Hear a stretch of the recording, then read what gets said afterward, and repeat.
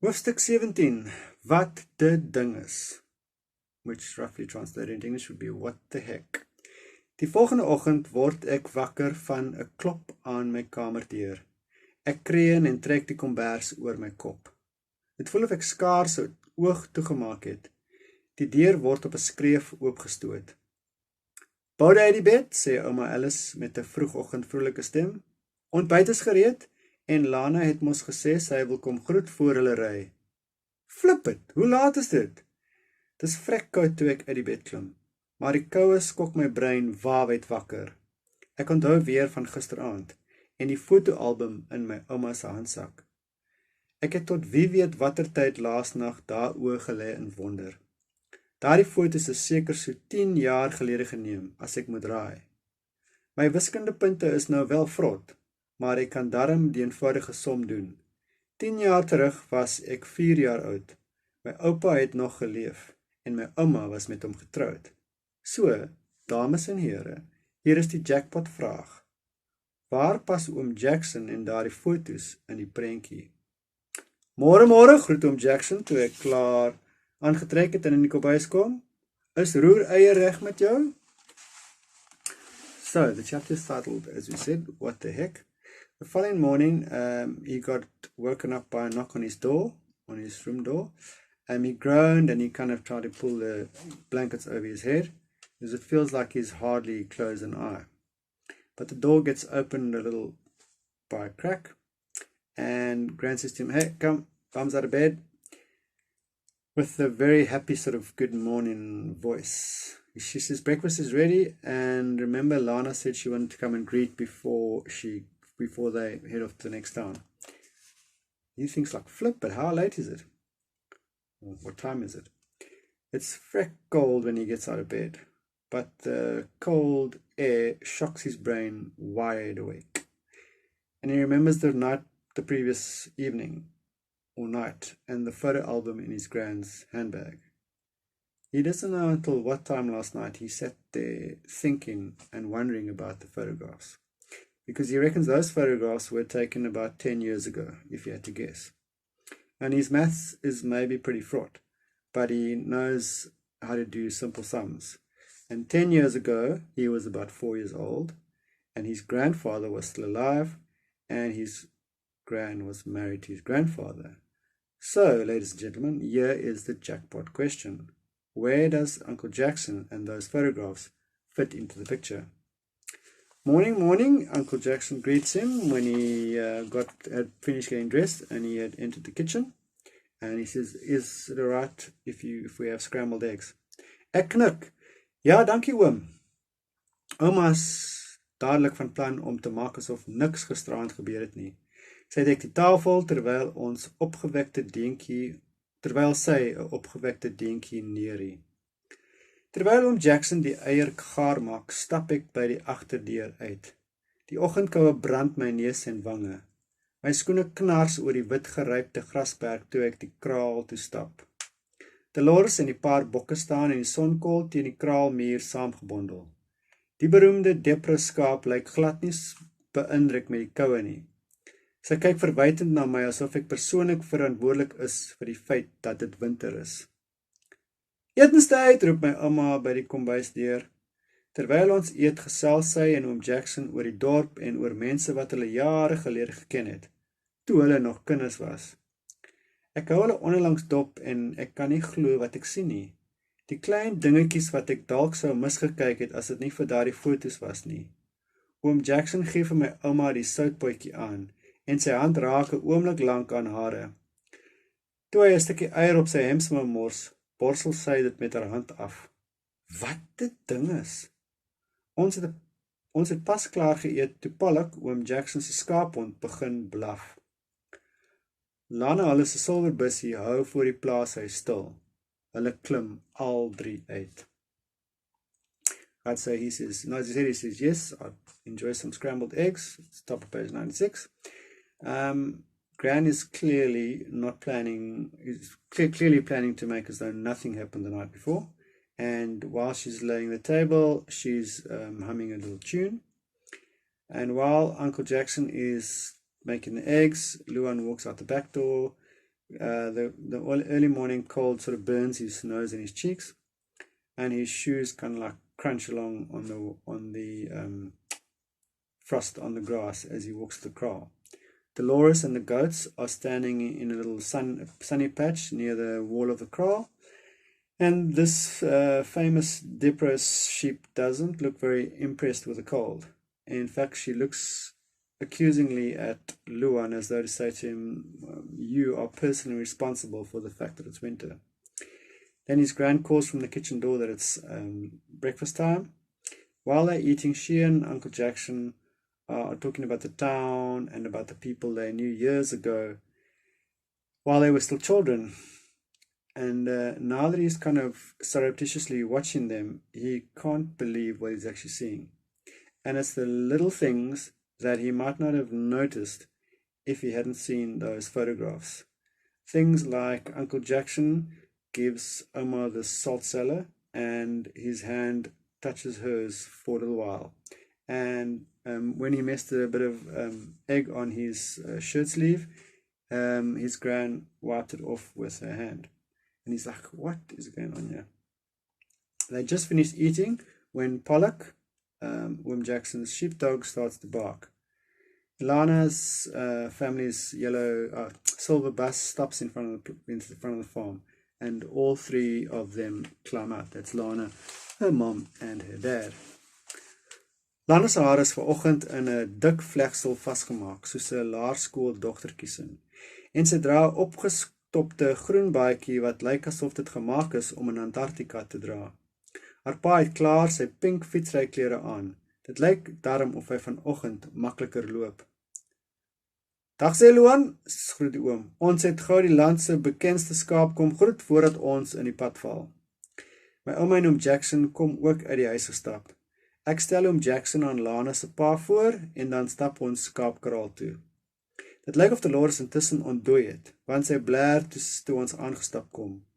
Oom Jackson het klaar vir die bokke oopgemaak en hulle stap in 'n netjiese ry weg veld toe. Daar is vars lucern in die voerkrib. Sy is net so oulik soos op die foto, sê Lana se ma en vryf oor die skaap se kop. Sy lag. Sies tog, en die arme ding lyk net so treurig ook. Terwyl hulle vir Dolores bewonder, gebruik ek die kans om eenkant met Lana te praat. Meer as 1000 followers, sê sy opgewonde. Het jy gesien? Nee, nog nie, sê ek. Ek was nog nie vanoggend op Twitter nie. Lana se wange gloei pink van opwinding, of dalk is dit van die oggendkoue. Die een of ander groot internasionale diereregte groep het selfs haar foto's geshare, spog sy. Dit beteken selfs mense oor see weet al van haar. Okay, this morning, Lana's hair, remember it's long, curly brown hair, has been tied in a plait, bit like a primary school girl's, and she's wearing a rather puffy green jacket, which looks as though it could be made for the cold of the Antarctic. Her dad's already got his pink cycling clothes on, and at least it looks like he's walking a bit easier today.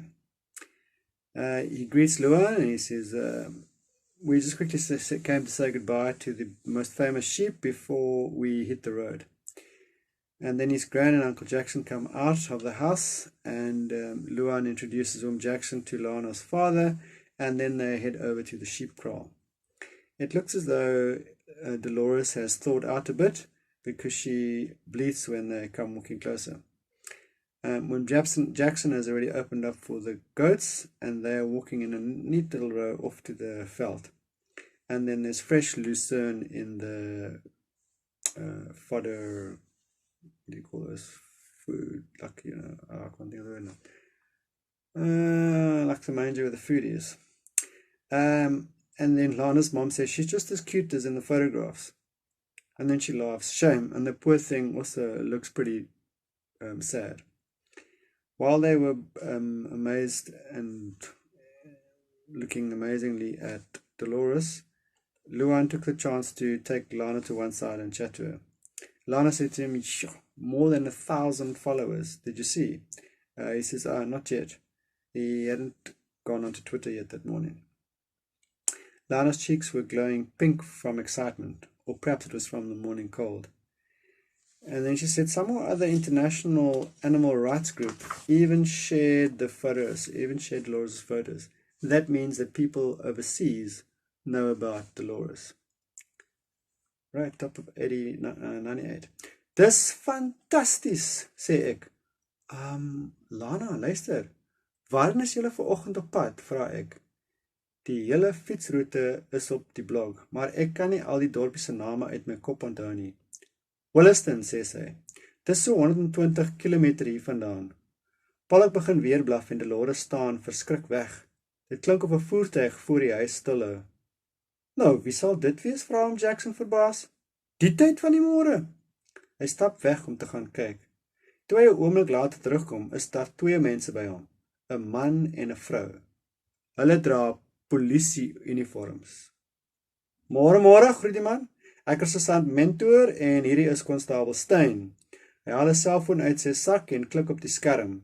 Hy sit sy bril op en bestudeer die skerm met 'n plooi tussen sy wenkbroue. Dan loer hy oor sy bril na my en Lana. Hy doen dit presies 3 keer voordat hy na Lana se ma en pa draai. Is julle hierdie twee kinders se ouers? Ek wens skielik ek het nie al daardie roereier vir ontbyt geëet nie. My maag gee 'n nare draai. Lana is ons dogter, sê haar pa. Die seun is nie... Okay, so they're quite excited, top of page 98, that now even people from overseas can see photographs of Dolores because some animal rights group have published the pictures. Luan says it's fantastic, and then he says, listen, Lana, where's your dad cycling to today? The whole cycling route is actually on the blog, but he can't remember all the towns' names. And then she says, we're heading to Williston. It's about 120 kilometers from here. And then suddenly Pollock, the dog, Jackson's dog, starts to bark again, and Dolores kind of gets frightened and stands away. And it sounds like there's a vehicle approaching the house. Who can that be? Oh, wonders Uncle Jackson, surprised. This time of the morning, okay, it's clearly very early because her dad hasn't started cycling yet and they've just had breakfast. And then he walks off to go and have a look. A moment later, he comes back and there's two people with him, a man and a woman, and they're both wearing police uniforms. Morning, greets the man. I'm Sergeant Mentor and this is Constable Stein. He takes a cell phone out of his pocket and he clicks on the screen. He puts on his glasses and he studies the screen with a wrinkle on his brow. Then he looks across over the top of his glasses at Luan and Lana. He does it 3 times before he speaks to Lana's mom and dad. And he says, are you these two children's parents? And at that moment, Luan wishes that he hadn't had scrambled eggs for breakfast because his stomach gives like a nasty turn. But Lana's father says, Lana's our daughter, but this boy isn't. Top of page 99. Luan is my kleinseun, sê ouma. Is iets fout? Wie se skaap is hierdie, vra die polisieman en beduie na Dolores. Dis Dolores, sê Lana. Dit klink of sy sommer klaar gereed maak om te beklei. Sy is op Twitter en Instagram en sy is gesteel, val die sergeant daar in die rede. By die kerkbazaar in De Aar. Hy wys met sy vinger na my en Lana. Julle twee is op 'n spilfoto saam met die skaap. Het julle so wraggies gedink julle kan daardie foto's die wêreld volstuur sonder dat iemand besef dis die skaap wat by die kerkbazaar weggeraak het? In hierdie geweste is veediefstal 'n ernstige saak. Lana draai geskok na my. Waarvan praat hy, Luan? Het jy haar dan nie op die veiling gekoop nie? Ek het nooit gesê, begin ek, maar sergeant Mentor beduie met sy kwaai vinger in die lug. Natuurlik weet ek wat dit beteken. You have the right to remain silent. Ek kry koud, sê hy. En ek het nog nie my oggendkoffie gehad nie, want ek moes op my nugter maag na gesteelde skaap soek. Dis beter as julle twee saam met ons stasie toe kom. En die ouers en die ouma moet asseblief saamkom. Sergeant, vra konstabel Stein. Wat van die skaap? Okay, so the policeman wants to know whose sheep is this, top of page 99. And he indicates Dolores. Lana immediately sounds as though she wants to start fighting. He says, "This is Dolores. She's on Twitter and Instagram, and she's been stolen," says the sergeant, "from the church bazaar in Doha." And he points his finger at Lana and Luan. And he says, "You two are on a bunch of photographs with the sheep. Did you really think that you could post those photographs all over the world without realizing that somebody would realize that it was the sheep stolen from the church bazaar?" In this area, stock theft is a very serious case. Lana turns to Luan with like a shocked expression and says, "What is he talking about? Didn't you buy her from the auction?"